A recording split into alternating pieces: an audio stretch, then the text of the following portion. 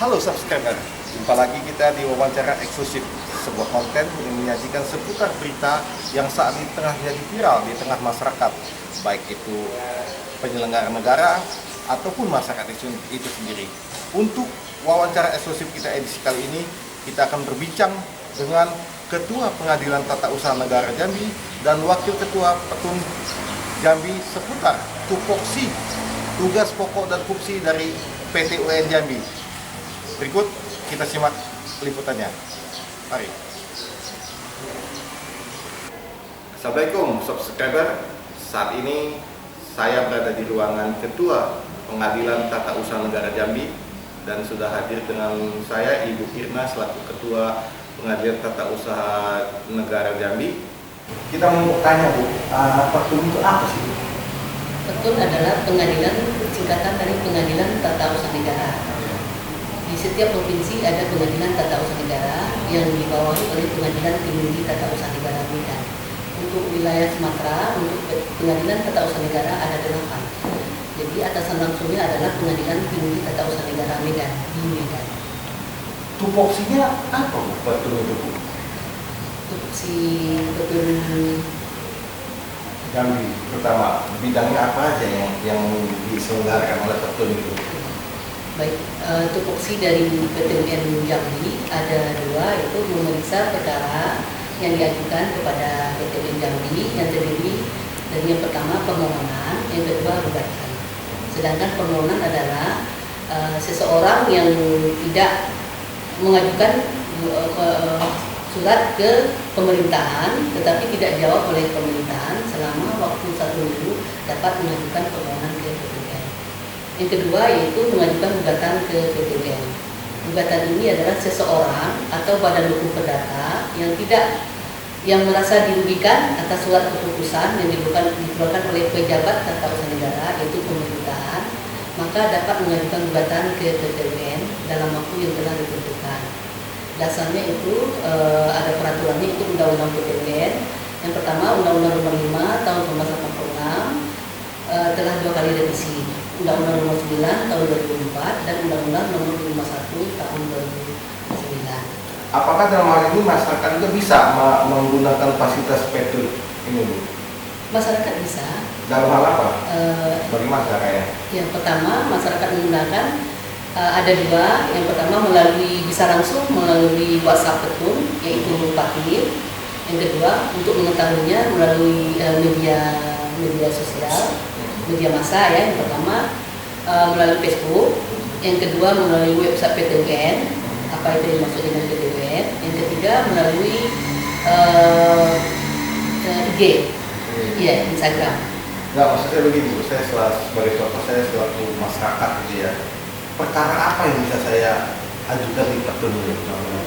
Iya, yang sudah disampaikan tadi, yang mengajukan adalah apabila seseorang atau badan hukum perdata yang menderita kerugian akibat keluarnya surat keputusan oleh pemerintahan. Iya. Segala hal. Ya, baik itu surat izin cerai dikeluarkan oleh atasan dari misalnya istri gitu, tidak mengetahui apabila suaminya kawin lagi, tetapi ada izin atasan, bisa dibatalkan di PTUN. Terus surat sertifikat hak milik, sertifikat SHM yang double atau ganda, ya, bisa dibatalkan salah satu ke PTUN dengan dilaksanakannya pemeriksaan gugatan. Sampai dengan hari ini bagaimana tingkat partisipasi masyarakat terhadap PTUN Jambi ini? Tingkat partisipasi masyarakat cukup tinggi dengan adanya yang di alam elektronik seperti mengisi survei kepuasan masyarakat, bisa diisi langsung oleh masyarakat yang baik di dalam Facebook ada juga, silakan untuk mengajukannya. Pada prinsipnya tingkat ini dari masyarakat puas gitu dengan pelayanan terima oleh ASN atau pegawai BPUM. Selama ini bagaimana PT UM Jambi mensosialisasikan keberadaan PT UM Jambi kepada masyarakat? Iya, sosialisasi keberadaan PT UM Jambi kepada masyarakat, baik dapat langsung datang ke PT UM atau apabila tidak datang langsung ke PT UM dapat melalui WA atau WhatsApp PT UM, yaitu yang bernama Patin. Ya, terus juga bisa dilihat di website PT UM Jambi. Ada juga melalui media massa PT UM Jambi, terus IG juga bisa dilihat, website dan Facebook bisa melihat kan kehadiran atau posisi PT UM Jambi. PT UM Jambi ini keberadaannya sekarang di Jalan Cemplungkung nomor 1 Kota Baru Jambi. Ini kan lagi musim zona integritas. Ya. Dan PT UN adalah salah satu zona integritas. Bagaimana upaya Ibu selaku ketua PT UN untuk bisa masuk di zona integritas itu? Ya, baik. PT UN Jambi sekarang sedang menuju zona integritas dengan WBK, wilayah bebas korupsi. Maka sekarang ini sudah adanya pembatasan antara para masyarakat pencari keadilan dengan ASN PT UM Jambi. Jadi semua tidak ada lagi membaur antara masyarakat pencari keadilan atau masyarakat yang ingin mengetahui PT UM Jambi yang dapat langsung berhubungan dengan ASN atau pegawai PT UM Jambi, tapi semua melalui PTSP. Ya, terus yang kedua adanya pintu kunci, pintu akses yang memisahkan antara masyarakat yang datang ke PT UN dengan pegawai PT UN Jambi. Jadi semuanya dilaksanakan di ruang PTSP, tidak bisa masuk dengan secara seenaknya atau segampang seperti dulu masuk ke ruangan-ruangan, tidak bisa lagi. Iya, tidak bisa lagi. Karena semuanya sudah pakai kunci dan sudah memakai pintu pemisah. Ya. Dari aturan yang sudah dijalankan itu sampai saat ini bagaimana posisi PT UN Jambi terhadap WBK itu sendiri? Ya, baik, ini WBK Mahkamah Agung dalam melaksanakan WBK sudah tahap keempat ya, tahap keempat. Pada saat tahap ketiga kami tidak lolosnya di tim evaluasi internal. Tim evaluasi internal untuk Menpan RB. Iya, di situ kami yang tidak lolos. Jadi sampai sekarang secara mendetail pun kami belum tahu di mana kelemahan kami. Tidak masukannya itu. Iya, tidak tahu. Sudah aturannya nggak dikasih tahu atau belum wayahnya untuk tahu? Belum dikasih tahu secara detail, tetapi gitu. sudah ada diadakan Zoom meeting, tetapi secara kolektif disampaikan. Pernah Dirjen mengadakan Zoom meeting dengan PT UN seluruh Indonesia, yang mana secara khusus belum ada apa kelemahan atau kekurangan dari PT UN Jambi untuk di mana kelemahan kita ini. Jadi untuk tahap 4 ini kami pun mengikutinya lagi. Ya, kami mohon doa semoga kami lulus WBK untuk tahun ini. PT UN Jambi ini sifatnya provinsi atau ada di kabupaten kota atau hanya cuma ada satu provinsi? Ya. Baik, menurut hukum acara PT UN Jambi bahwa PT UN Jambi ini ada sampai tingkat kabupaten.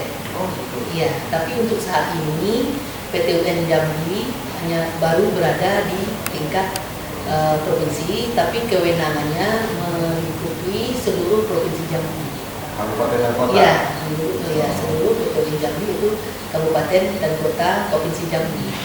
Dan atasannya adalah Pengadilan Tinggi Tata Usaha Negara Medan Timika.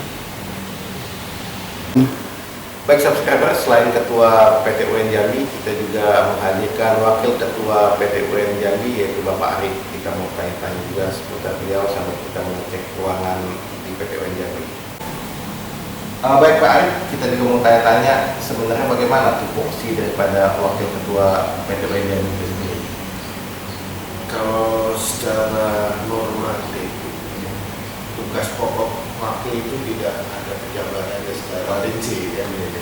Tetapi secara faktual di lapangan tugas wakil itu membantu tugas ketua ya. Keluar itu tugas ketua, ke dalam itu tugas wakil. Nah, di antaranya tugas wakil untuk internal adalah menjadi koordinator hakim pengawas internal. Jadi semua hakim pengawas bidang itu di bawah koordinator wakil. Yang kedua, wakil itu selaku pembantu kedua juga menjalankan fungsi pengawasan bidang disiplin kepegawaian, utamanya kaitan dengan absensi ya.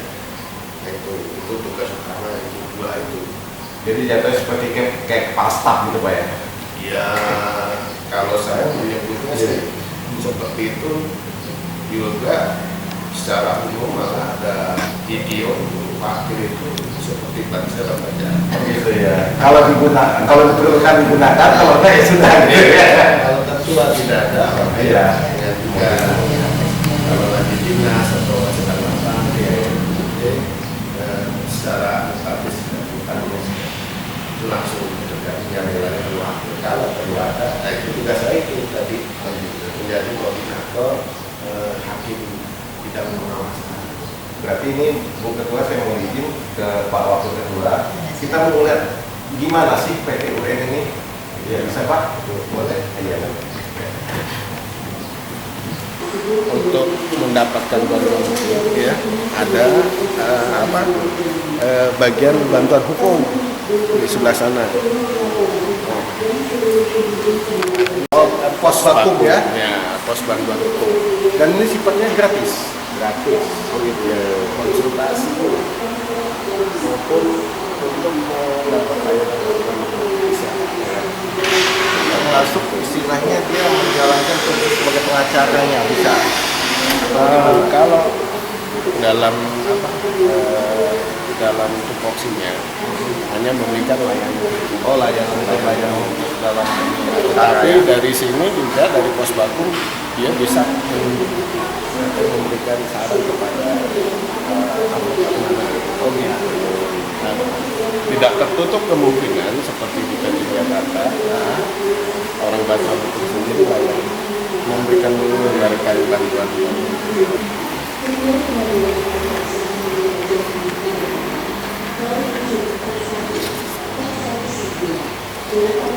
Oh sidang apa ya? Sudah satu dan satu lagi ada ruang sidang yang lain.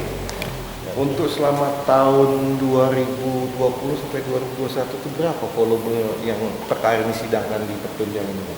Nah, ini ada hubungan erat dengan sosialisasi ya. Iya. Dengan keberadaan Pengadilan Tata Usaha Negara. Iya. Negara Jambi sendiri ya. Iya. Nah, kalau saya menilai karena jumlah volumenya itu masih sedikit. Iya. Satu tahun itu rata-rata ya sekitar 20. Satu tahun? Iya. 20. Iya. Itu lebih banyak yang berperkara itu kebaikan ASN atau dari masyarakat? Ya masyarakat kan termasuk ASN. Bukan, maksudnya masyarakat sipil. Gitu. Oh iya. Ya itu Sudah masuk dalam total itu ya. Total ya. Iya. Oh, gitu. Ada yang sengketa sertifikat tanah. Sertifikat tanah. Iya. Kemudian surat keputusan penghentian. Iya, juga tuh kalau TBA, diberhentikan iya. bekerja gitu kan. Terus ada izin. Selama ini dari keputusan itu ada nggak yang eksekusi di penjara gitu kebanyakan? Kalau sesuai dengan namanya Pengadilan Tata Usaha Negara atau diartikan juga dalam Undang-Undang 30 2018 itu bisa dipakai nomenklatur peradilan administrasi. Sifatnya administrasi aja.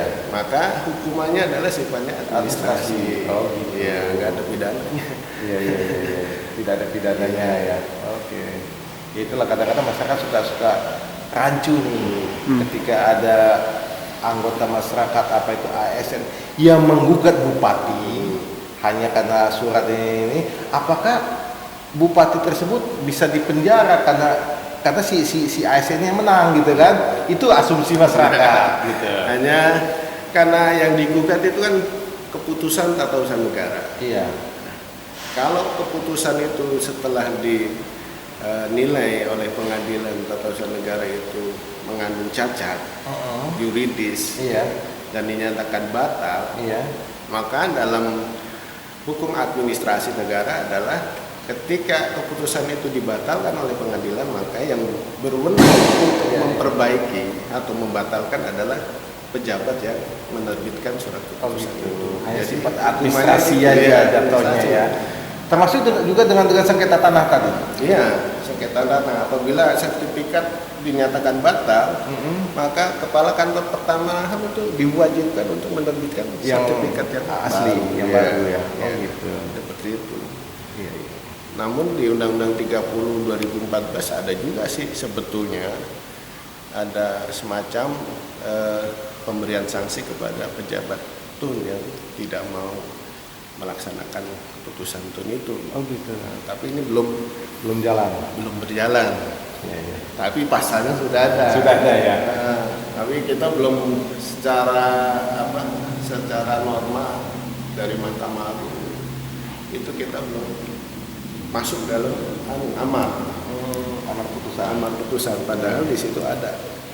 Nah, pasalnya di sekitar pasal 88 ada.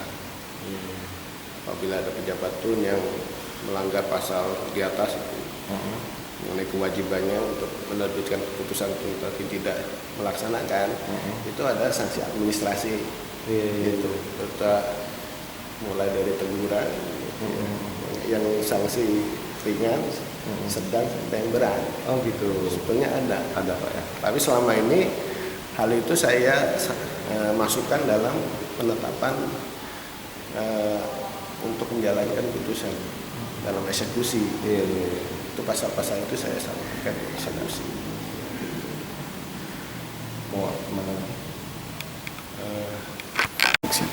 Kalau kita bicara tadi itu bahwa PT UN adalah mengadili sengketa, contoh sebagai ASN dan kepala daerah.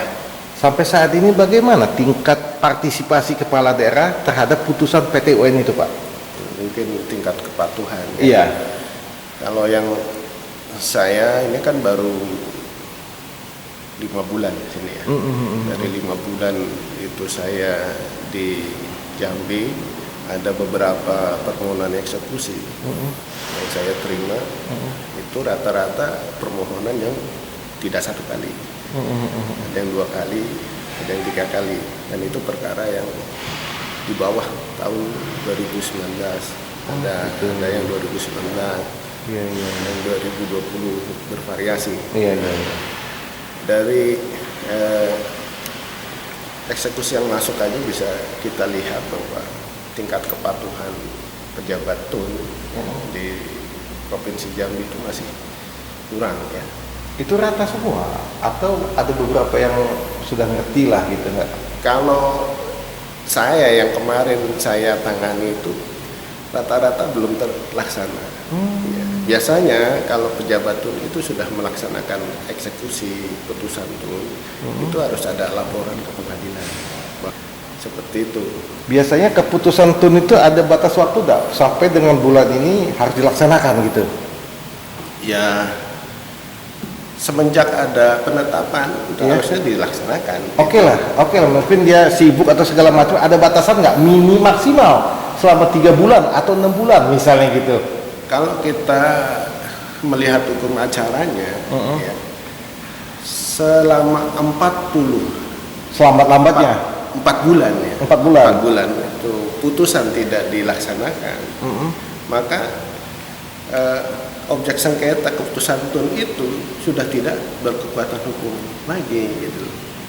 Tidak ada kekuatannya lagi. Tapi dengan kata lain bahwa oleh karena objek sengketa itu sudah dinyatakan batal, dianggap sudah tidak ada lagi objek sengketa itu. Makanya dalam amarnya itu mencabut Kalau memang itu harus diterbitkan keputusan harus diterbitkan. Oh gitu. Seperti itu. Di pejabatnya, kalau tun itu di pejabatnya, berarti pejabat itu tidak mau melaksanakan itu. Oke. Bukan karena faktor lain. Kalau Iya, di PN ada faktor lain, Iya, iya. tapi kalau di Petun, ya berarti pejabatnya itu. Kalau bupati SK-nya menerbitkan, nanti bupatinya nggak mau melaksanakan. Oke. Seperti itu. Makasih nih Pak ya atas keterangannya Pak. Terakhir, dimohonkan kepada masyarakat Jambi, jangan lupa like, share, subscribe Pikiran Rakyat Jambi.com.